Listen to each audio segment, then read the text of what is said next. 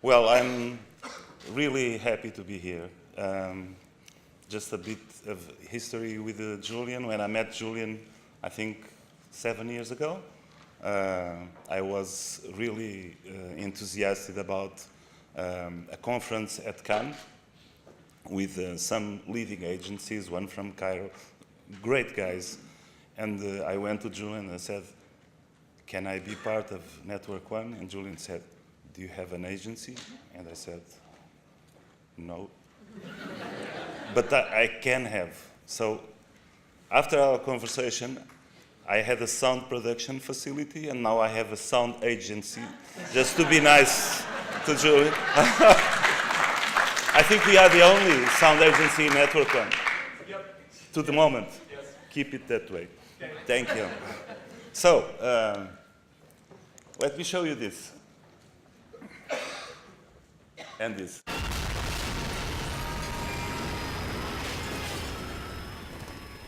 Julian asked me to wake you up a bit after lunch.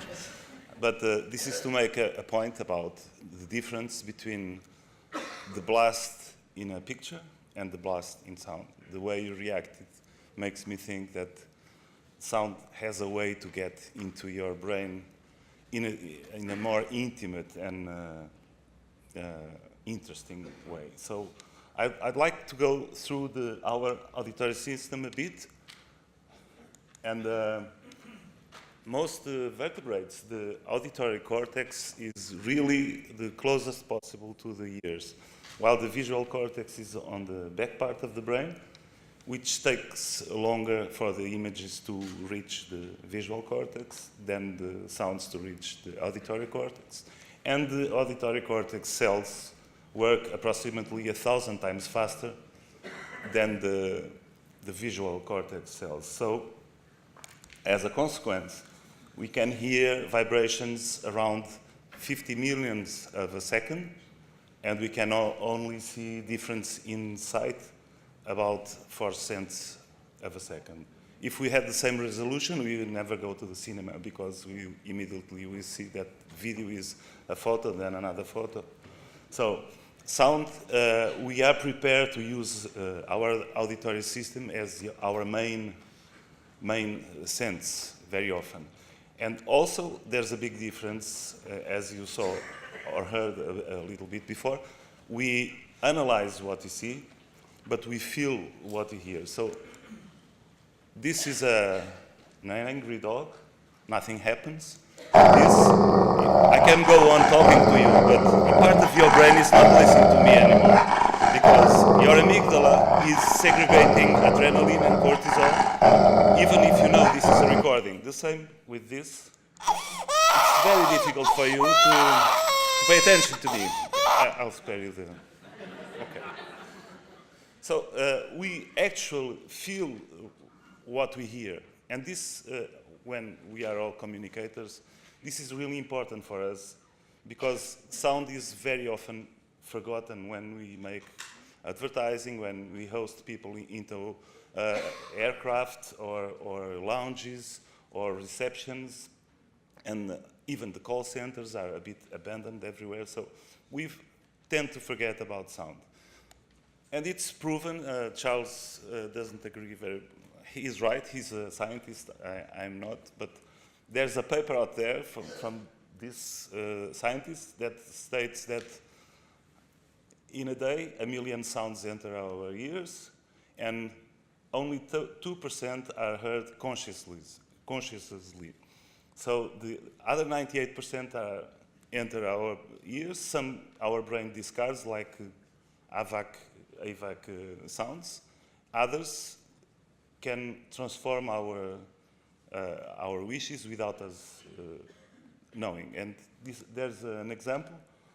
This was an experiment on a supermarket in a wine part, and they played alternatively French music, and on the next day German music, and then French music. And the days they played French music, the French wines sold much more than the German wines.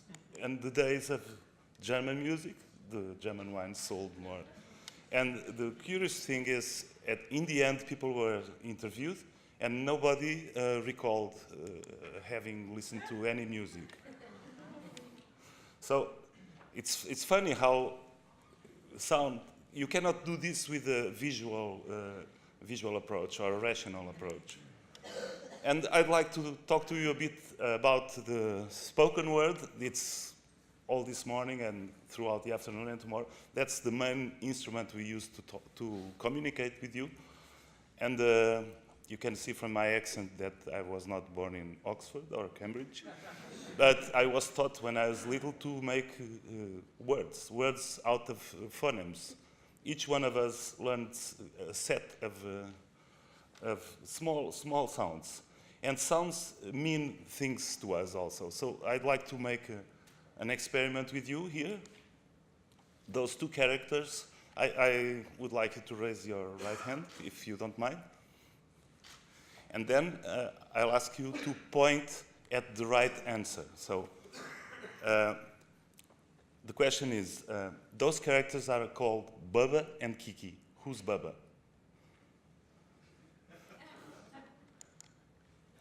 And I told the numbers on in the wrong. Why is that? We associated sounds with shapes, and this experiment was made throughout the world. It was not made in a small group. It was made with children under the age of reading and writing, under 2 years old. It was experimented in tribes in Africa, and throughout the world, everybody thinks Baba is the fat guy, and Kiki is the... And this, Charles will speak afterwards about the Baba and Kiki effect, but this shows how our senses are so much linked, like visual shapes with sounds. But when I speak, most of you are looking at me, thank you, but you look at me because you are at the same time hearing me and reading my lips. As we get older, we read more lips than we hear. But this is an experiment about cross-modal senses. So I would ask you to tell me look at this guy and tell me what he's saying. Ba, ba, ba, ba, ba, ba. What is he saying? Now, again, but don't look at the screen. Look at your shoes, for example. Ba, ba, ba, ba, ba, ba. What is he saying? Well, what happens is he was filmed saying gaga, and then he overdubbed his voice saying baba. And our brain gets confused and has to solve the situation, so we hear the da-da.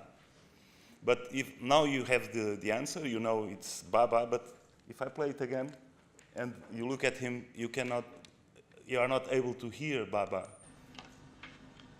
Ba, ba, ba, ba, ba, ba. Well, this is what I plan to talk today. This is what I end up doing because I forget something. This is what you hear. This is what you listen to. And this is what you retain in the end. And some people say it's around 25%. My wife says this number is too big for me. But anyway, when we consider talking, we have to consider not using too many words in a row, not speaking like the world is ending, because mostly people will retain a small fraction of what we are saying. And this is the biggest complaint of our market today. The advertising agents complain that nobody is listening anymore to anything we say. And what do? Brands talk louder. And this doesn't solve the problem because we don't want to hear what we don't want to hear. So I embrace the business of audio branding because this lack of attention from the consumers is so dramatic that brands have to do anything at their hand to be able to communicate and to be perceived. Sometimes you put a commercial and then you go away and you don't know who. So I'll play a second and see if you can guess what this is.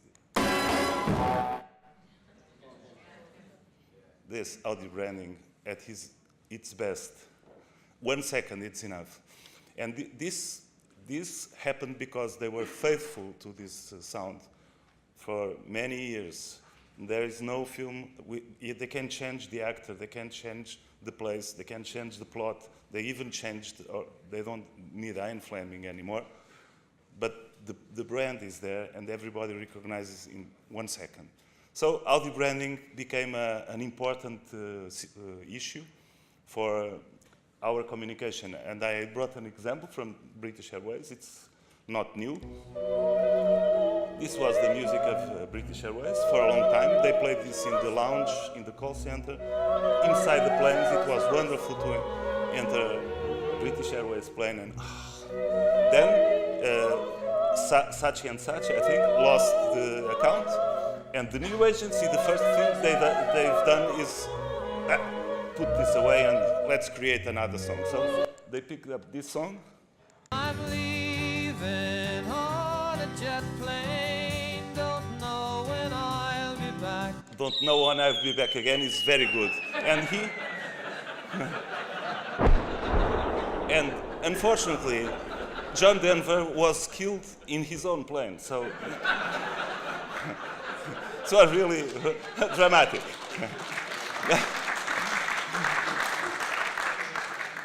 But in the meantime, while British Airways was using this tune, Ford launches a car called Galaxy, and they played a video with images of the inside of the car without any voiceover, and with this music that British Airways didn't need anymore. In the end, they said, feels like an airplane. This is recall for free, absolutely for free. So, British Airways resumed the music afterwards, luckily. So, when we talk about audio branding, most clients ask me, so you want to do a brand song, sound logo, and the brand voice for our adverts. It's not about, now the communication is not about adverts anymore. So all these touch points, every brand has most of these touch points. Some brands have much more, like an airline has airplanes, lounges, and they have to curate all the sound they play there. And one of the issues, I don't have much time, I would address is ambient sound. When you talk about ambient sound, instantly people will think, okay, music. So where can I buy music to put in my... It's not about music, because music is very personal. The music I love, my children hate. The music my children love, I try to like, but it's very difficult. So it's a very personal thing. So in the middle of conversation, our client will say, okay, silence. And silence for our client is do nothing. This is not silence, because every place makes noise. Every place has a soundscape. So silence is this. Negative 9 decibels only happens in this anechoic chamber in Minneapolis. And the longest a human being endured inside, it was 45 minutes. So all animals and humans, we hate silence. Silence is horrible. So perhaps we are talking about this sound. This is quite nice. For me, this is sound, but it's 30 decibels. Each 10 decibels plus, it's the double of the perceived volume. So it's quite a lot of sound. And this is beautiful also. It's a bit loud, but anyway. So thank you a lot for feeling this for me, because I've done this for a long time, and I understand that every one of you has a favorite color. Every one of you have a favorite taste. But when it comes to sound, half of you prefer this. And there are others, but more than 50% of the human beings all over the world prefer natural sounds, laughing sounds. Children laugh a lot, wind. So those are the main sounds that make people happy. So why don't we create a silence using those sounds? And this is a lot of the future is coming in soundscapes. I'll give you an example. This is an Audi stand, an Audi shop where we designed the... This has a pointer? Yeah. So this is outside in the avenue, and this is inside. It's much more silence inside. But after a while, our hearing system adapts and becomes more sensible. So after 2 or 3 minutes, the sound is as strong for us as outside. So there are ways to mask those unwanted sounds. And the better example is this. This sound is aboard an airplane, and is almost 75 decibels. It's quite high, but we can sleep with this sound because it's continuous. It's continuous, it's soft, has low bass, low end. So this sound is beautiful. And if we travel with 200 people inside a silent airplane, if one day someone creates a silent, nobody can sleep with people making noise. We don't hear almost anything because of this sound masking. When I put the sound of the plane over the other sounds, you can notice that those sounds will never be perceived. So we don't need to go and record the plane, but we have the nature sound. So what we did was to put natural sound ambience into the Audi shop and some very soft music. And after 2 months of experiment, clients would come in and say, I love the silence here. And we added sound, so it's really a big difference in perception. And another thing where we have to work hard is hospitals. There were in an ICU unit more than 12,000 beeps in one single day.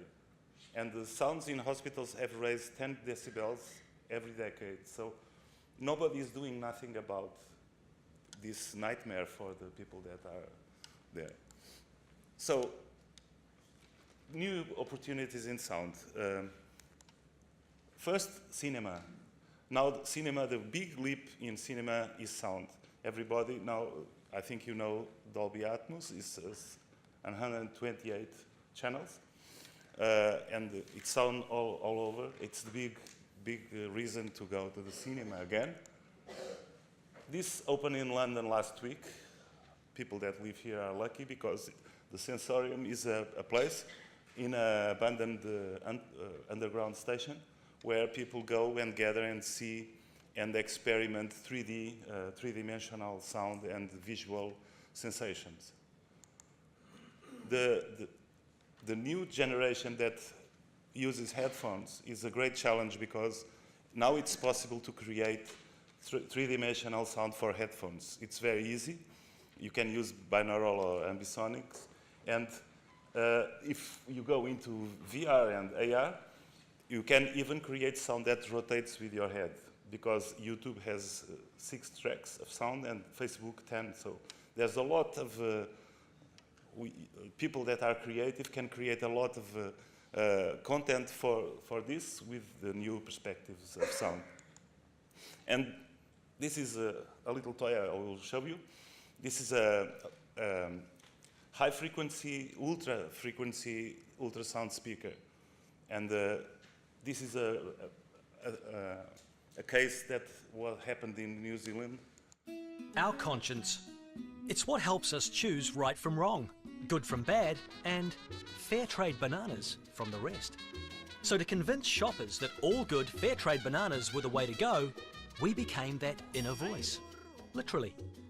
We used a new sound device called the Audio Spotlight. Unlike a regular speaker, the Audio Spotlight emits a narrow, high-frequency beam of sound. Because its audio is focused, it's heard by you and you alone, like that voice in your head. We positioned this device over a floor sticker in store, and when shoppers stood on it, they heard their own private message. No one else heard a thing. Here's how it worked. Hi. You can hear me, can't you? You're the only one.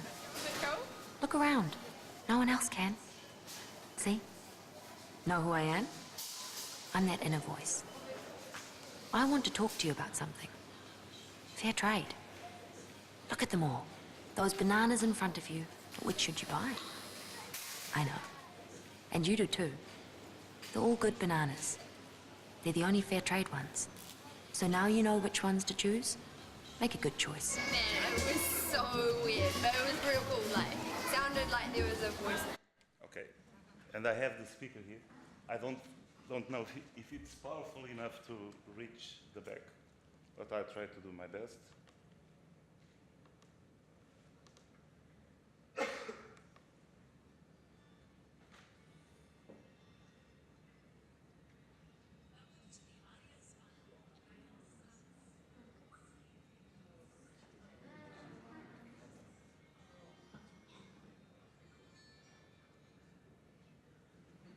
Can you hear it?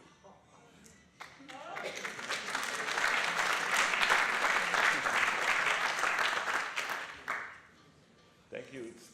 I didn't create it, huh? Just showing off. Okay, let me just put this up.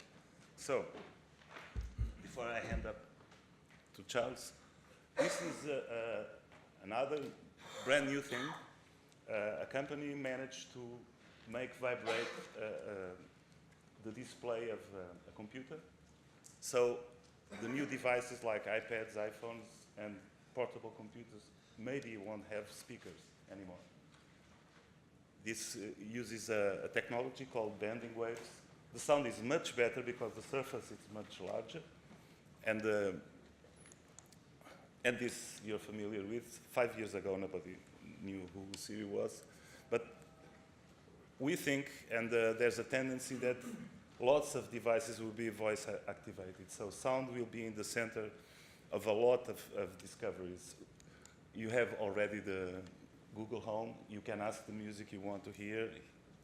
The device will understand and they play it for you.